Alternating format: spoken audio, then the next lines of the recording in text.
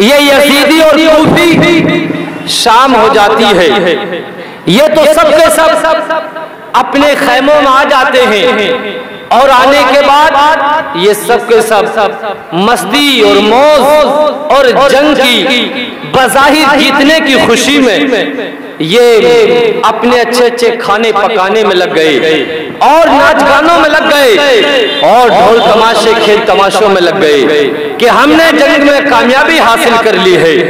حالات یہاں تک بدلے کہ انہوں نے امام علی مقام کے جو اونٹ تھے انہیں پکڑ لیا، اور پکڑنے کے بعد انہیں ذبح کیا اور ان کا گوشت پکایا انہوں نے۔ لیکن اللہ کا عذاب ان پر نازل ہونا شروع ہو گیا۔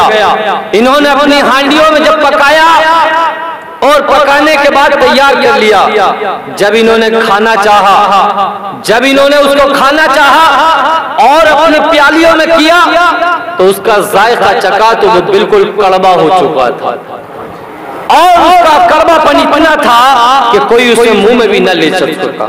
علماء نے بتایا کہ اونٹ امام علی مقام کے تھے، امام علی مقام کی شہادت کا ان پر ایسا غم طاری ہو گیا تھا کہ ان کا گوشت اور ان کا جسم بالکل کڑوا ہو چکا تھا۔ بتاؤ امام علی مقام کی شہادت کا جانوروں پہ ایسا اثر ہے، لیکن ان یزیدیوں کے دلوں میں گوشت کا دل نہیں بلکہ پتھر کا ٹکڑا رکھا ہوا تھا۔ یزیدیوں نے رات بھر اپنے خیموں میں موج و مستی لی اور کھیل تماشے کیے، لیکن میرے امام علی مقام کا تو سارے کا سارا گلشن لٹ چکا تھا۔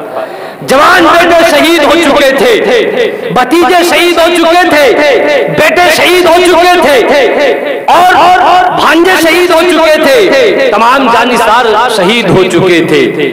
اب کوئی بھی اس خیمے کے اندر کوئی اب ایسا وہ نہیں ہے جو کہ اب اس کے اندر کوئی مرد رہا ہو، بس ایک مرد باقی رہ گئے ہیں، امام زین العابدین جو کہ امام حسین کے بیٹے ہیں۔ ایک مرد رہ گئے ہیں اس کے اندر، بس اب ساری کی ساری خاتونیں رہ گئی ہیں، بیٹیاں رہ گئی ہیں، اور ایک بیمار زین العابدین رہ گئے ہیں۔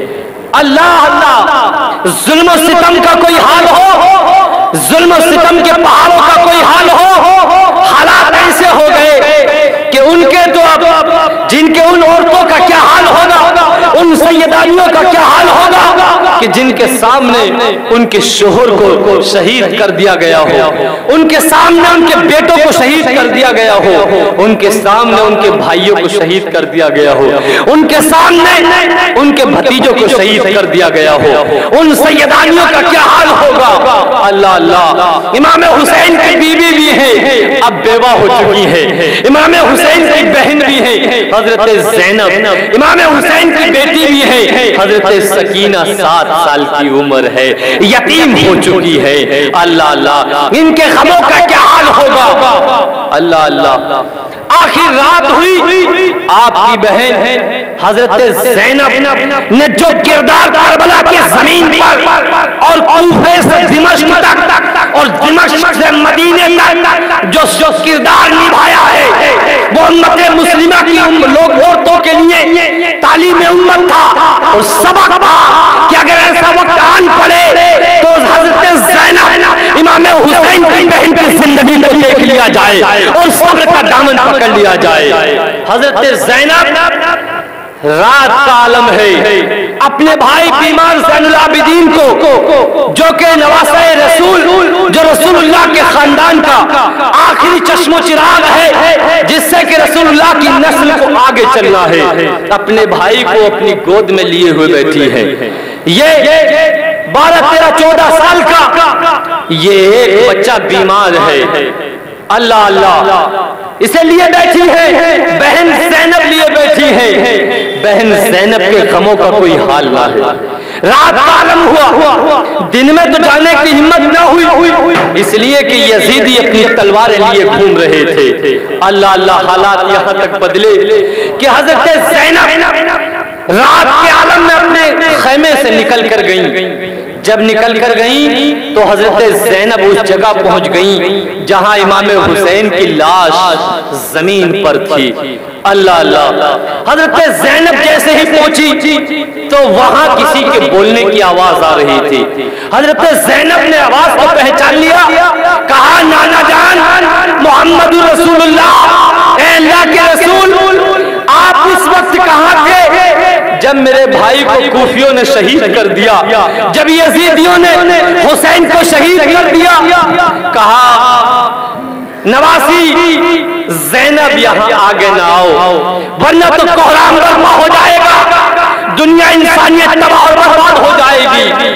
اللہ اللہ، اسی رات حضرت ابن عباس نے خواب دیکھا کہ رسول اللہ ان کے ساتھ خواب میں آئے اور ہاتھ میں ایک خون کی بوتل بھری ہوئی ہے اور آپ کے بال بکھرے ہوئے ہیں، چہرہ گرد آلود ہے، کپڑوں پر گرد و غبار ہے۔ حضرت ابن عباس نے پوچھا اے اللہ کے رسول آپ کہاں سے آ رہے ہیں؟ ایسا معلوم ہوتا ہے کہ کئی سفر سے آ رہے ہیں۔ اللہ کے رسول نے فرمایا کہ میں کربلا سے آ رہا ہوں جہاں میرے نواسوں کو بے آب و گیا زمین پر تپتی ہوئی ریت پر کربلا کی سرزمین پر ظالم یزیدیوں نے میرے گلشن کو تباہ و برباد کر دیا ہے، میرے نواسوں کو شہید کر دیا ہے۔ دن بھر ان کا خون اکٹھا کرتا رہا اور یہ لے کر آیا۔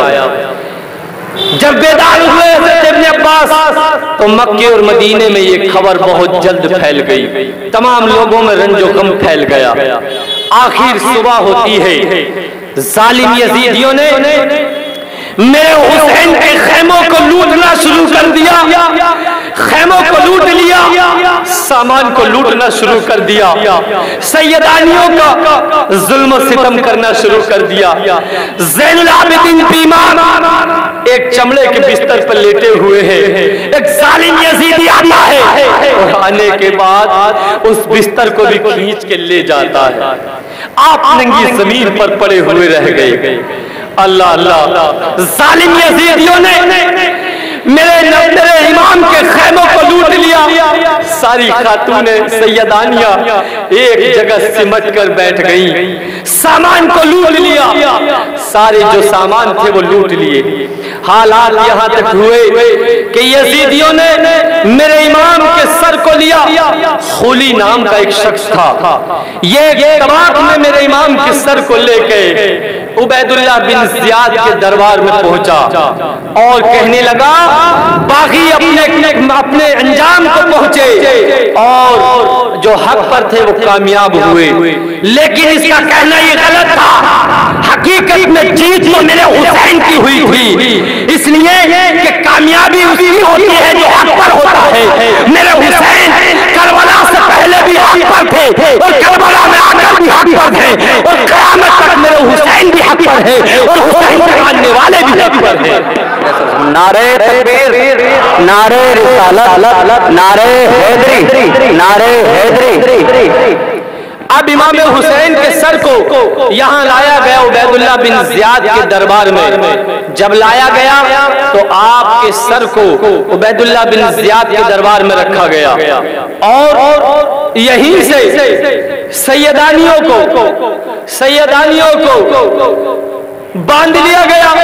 رسول اللہ کے گھر والے بچوں سیدانیوں کو باندھ لیا گیا، ان سب کو ہاتھ میں بیڑیاں لگا دی۔ حضرت امام زین العابدین بیمار کو باندھ لیا گیا اور اونٹ کی ننگی پیٹھ پر بٹھا لیا گیا اور بٹھانے کے بعد دربار میں لایا گیا عبید اللہ بن زیاد کے۔ عبید اللہ بن زیاد نے نواسہ رسول امام علی مقام کے ہونٹوں پر چھڑی لگانے کی کوشش کی۔ وہی ایک صحابی رسول حضرت زید بن ارقم تھے، کہا عبید اللہ بن زیاد اپنی چھڑی کو پیچھے کر لے، اس لیے کہ یہ ہونٹ وہ ہے کہ جنہیں رسول اللہ نے بوسہ دیا ہے، یہ بوسہ گاہ رسول اللہ ہے، یہاں سے ہٹا لے۔ میں نے اپنی आंखों से देखा है कि रसूलुल्लाह अपने होठों से हुसैन के होठों को चूमा करते थे। ये वो मुंह है कि जिसमें रसूलुल्लाह अपनी ज़बान डालने के बाद चुसाया करते थे। ये पोसका है रसूलुल्लाह है, अपनी छाली को हटा ले, अपनी इस गुस्ताखी करने को हट जा। इसने कहा तुम बूढ़े हो गए हो, वरना तो तुम्हें अभी कत्ल करा देता। सहाबी रसूल उबैदुल्लाह बिन ज़ियाद के दरबार से निकल गए और ये कहते हुए निकले कि तुम सब जालिम हो और तुम सब इब्न मरजाना, तुम सब यजीद के गुलाम हो और तुमने गुलामी इख्तियार कर ली है। और जो कौम गुलामी इख्तियार कर लेती है वो हमेशा के लिए जलील और रुस्वा हो जाती है।